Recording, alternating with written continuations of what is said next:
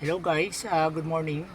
Ngayon po ay kakatapos lang natin mag-install ng QCY F24 version 2 po sa isang Suzuki Espresso po dito sa Cavite City. Ngayon po yung camera natin ay naka-dual po yan, front and back. Pag swipe po natin, ayun naman po ngayon ay yung kanyang back camera. Then, yan, balik po siya sa dual cam. So mapapansin po ninyo, yung car po dun sa front niya ay may guhit na green. Yan po yung kanyang ADAS. Nadidetect po niya yung sasakyan sa harapan. Sa likod naman po, meron din po tayong blind spot po dyan. Once po na may mga obstruction po sa likod niyan, lalabas din po yung ganyang guhit, mga lines po.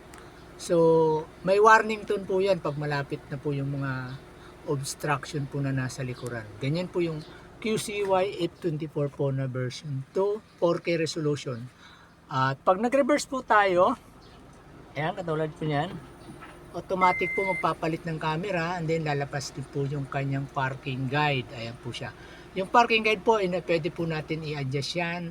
Depende po sa preferred natin na adjustment ng kanyang guide. Okay?